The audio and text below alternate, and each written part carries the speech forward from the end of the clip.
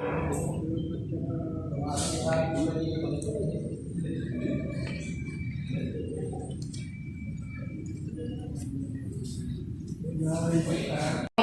kasama natin din sa afternoon. So, please, we have our mic sa table po natin.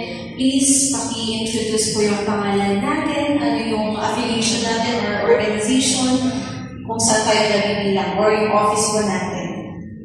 Sige po. May mga bakante pa po dito po. Ano yung mga nandyan sa likod, you may occupy these seats po para and folk arts. For our innovators and dreamers, grant them the courage to push boundaries while remaining rooted in the traditions.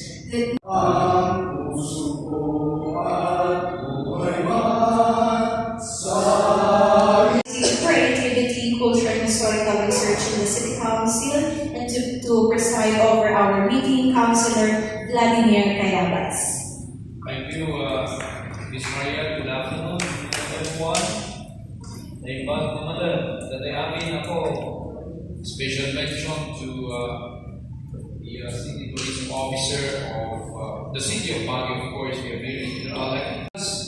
How much have we gained from our creative programs? Yung translation ng legislative measure natin into economy. Ilan din po ang mga kababayan natin, especially yung mga nasa creative sector, nagkaroon ng hanap buhay, ng livelihood because of the programs under the Creative Council. Meaning that while we are introducing possible amendments, but it doesn't mean that we are branding the current CBCC as not a good one. In fact, it's a very good measure. It's a landmark legislative and become sustainable. So collaboration is the key.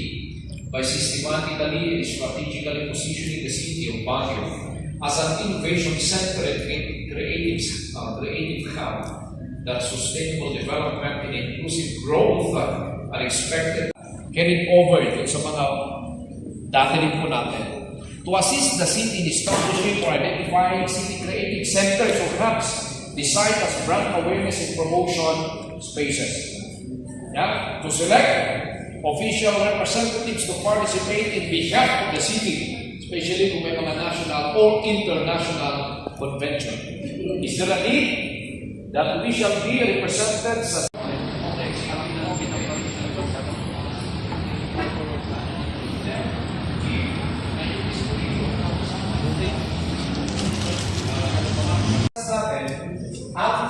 operational budget, sabi niya dito, the action plan shall be primarily funded out from the internal budgetary allocation of the city government of Baguio.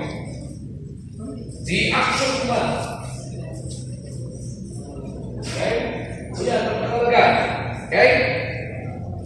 An appropriation of 10 billion shall be allotted annually for program and policy research and development in aid of legislation, consultation meetings and study, preparation, policy assessment and formulation subject to or satisfied. Actually well, it's because we don't have a lot of time and this is going to be finalized tomorrow, but I think that the process ng paggawa, doon napapasok kung kumuha siya, nag-hire siya under naman na sa visual arts.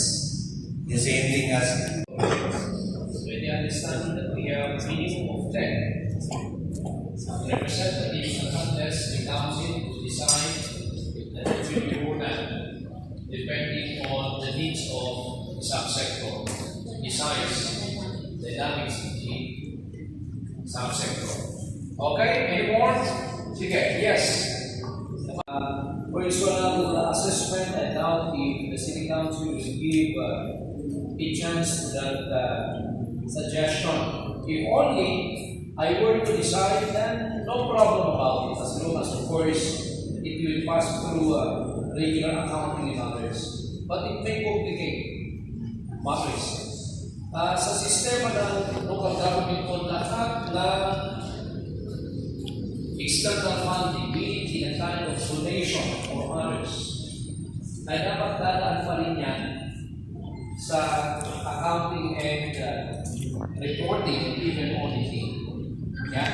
Kaya tinitingnan ko dito, such other essential functions as may be deemed necessary.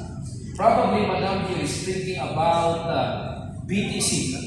Yeah, the BTC.